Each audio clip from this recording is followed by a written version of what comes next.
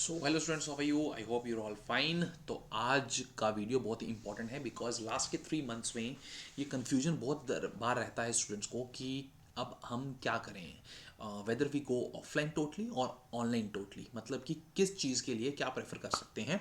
तो उसका आज कन्फ्यूजन दूर करने के लिए मैंने ये वीडियो बनाया है।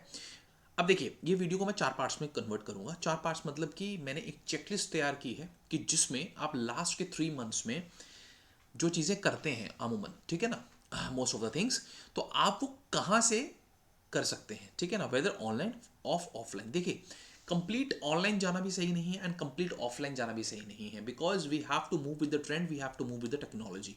सो for certain things we have to prefer online और ऑफलाइन, ठीक है ना, as per our choice. Okay okay, starting with the checklist. तो यहाँ पे चेकलिस्ट में मैंने 4 चीज़ें जो है वो ऐड ऑन की हैं। First is test, because last के 3 महीने में टेस्ट देने होते हैं, बहुत इंपॉर्टेंट है।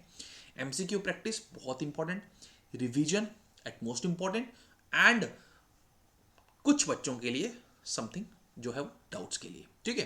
Okay, so one by one test को जो है वन बाय वन हर एक चेकलिस्ट के हर एक पॉइंट को डिस्कस करते हैं and then we move on. Okay, so last के 3 मंथ्स में we have to do lot of test. मतलब कि ऐसे आप लगा लो कि आपने जो है वो बहुत बार अच्छे से चैप्टर पढ़ा है, बहुत अच्छे से प्रैक्टिस किया है, ठीक है ना।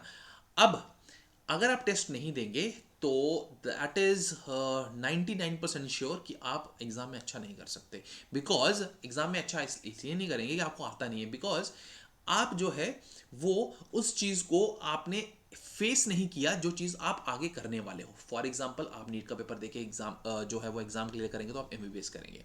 एक एमबीबीएस स्टूडेंट को हॉस्पिटल में क्यों जो है वो डाला जाता है आफ्टर 4.5 ईयर्स?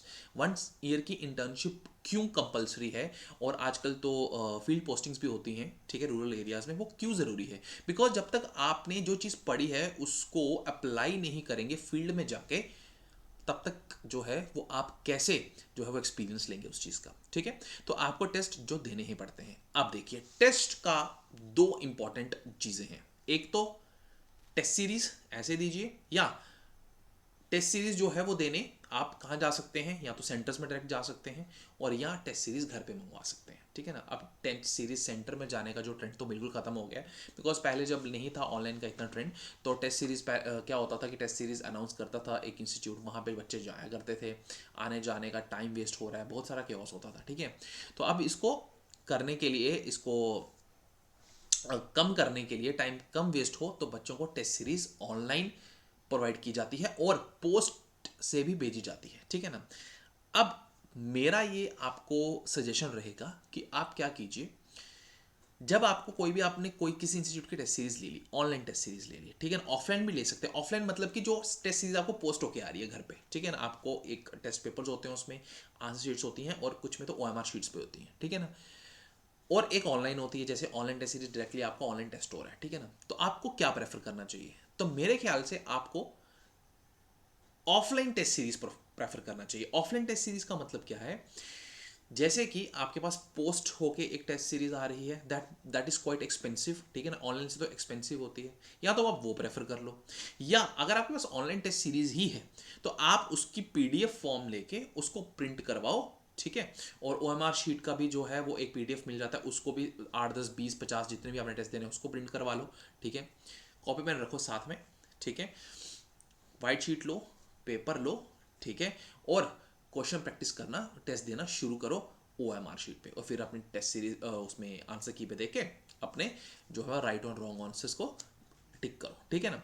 तो इससे आप क्या करोगे कि इससे आप उस चीज़ की प्रैक्टिस कर रहे हो जो आप जो है वो मई का महीने में जिस चीज़ को करने वाले हो, ठीक है। बिकॉज नीट का पेपर ऑनलाइन मोड तो है नहीं, नीट का पेपर कंप्लीटली जो है वो offline mode, pen paper mode है।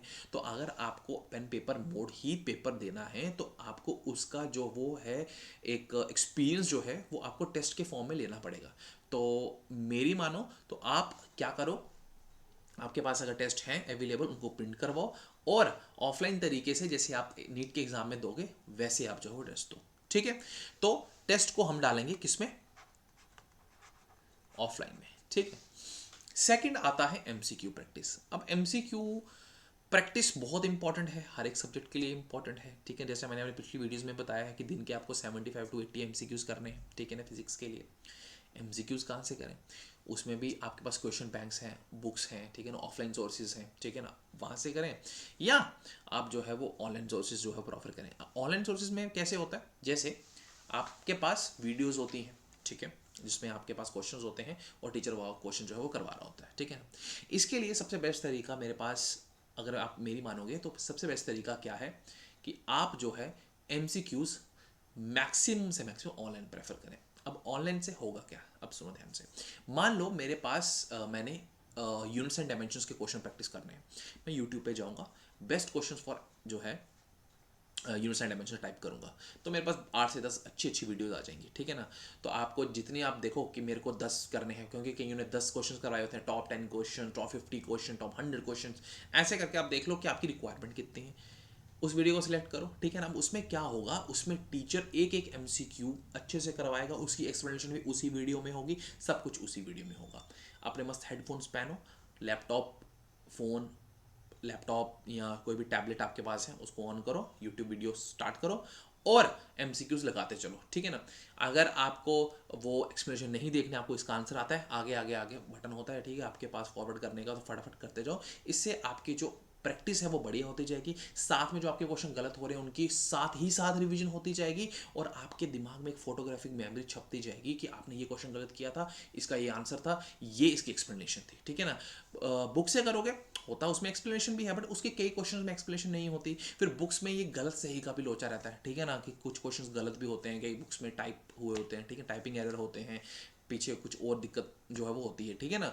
तो बुक्स में एमसीक्यूज प्रैक्टिस करना मेरे ख्याल से इतना वायबल नहीं रहेगा आपको, तो एमसीक्यूज के लिए मैं प्रेफर करूंगा आपको that you have to prefer online,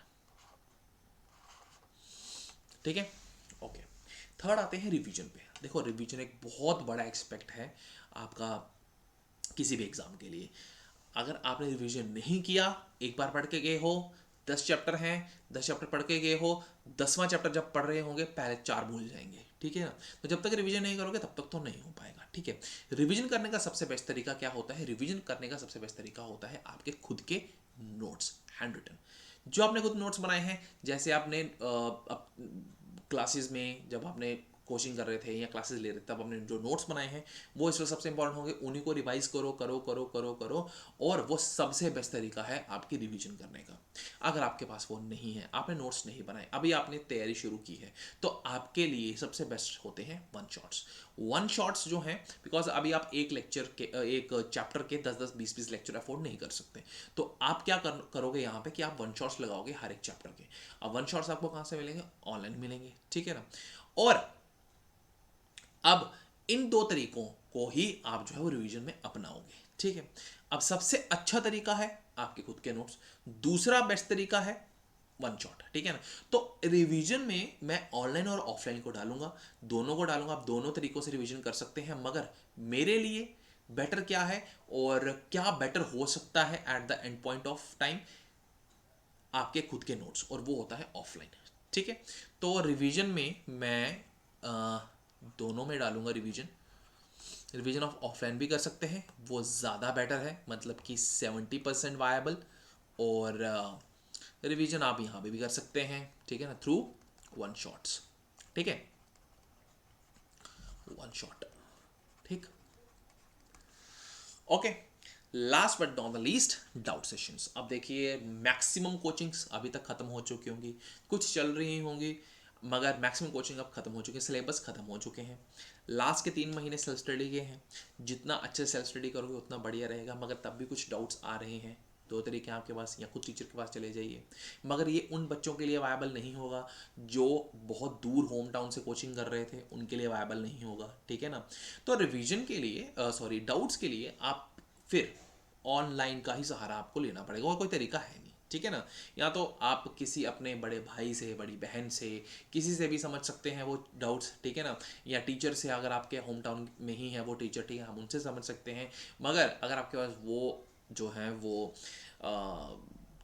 चीज़ें नहीं है आपके पास, तो आप किसका सहारा लेंगे? ऑनलाइन के। जैसे मेरे को कोई टॉपिक नहीं आता, जैसे मेरे को SHM में सिंपल पेंडुलम नहीं आता, ठीक है ना, तो मैं सिंपल पेंडुलम टाइप करूंगा, सिंपल पेंडुलम समझूंगा और उसके क्वेश्चन लगाना स्टार्ट करूंगा, ठीक है ना। तो सीधी सी बात है कि डाउट्स में भी आप इस पॉइंट ऑफ टाइम में लास्ट के 3 मंथ्स पे जो है वो रिलाई करेंगे सिर्फ और सिर्फ ऑनलाइन पे। तो डाउट्स में मैं डाल रहा हूं आपका ऑनलाइन, ठीक है।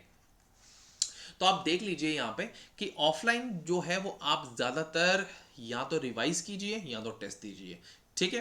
तो ये चीज़ें जो हो मैंने आपको क्लियर कर दी कि क्या चीज़ आपको कहाँ से प्रेफर करनी है, और अगर आप इस मॉडल पे काम करेंगे तो आपकी बेटरमेंट होने के ज़्यादा चांसेस हैं, मतलब कि अगर आप मेरी माने तो, ठीक है। तो ये था आज का वीडियो। आई होप आपको थोड़ा सा इसमें जो है वो क्वालिटी मिली होगी, ठीक है। थोड़ी सी आपकी चीज़ें क्लियर हुई होंगी, थोड़े से डाउट्स आपके जो है वो क्लियर हुए होंगे, ठीक है। कुछ भी आपको कमेंट डाउट होता है तो आप कमेंट बॉक्स में जो है वो कमेंट कर सकते हैं। Thank you so much.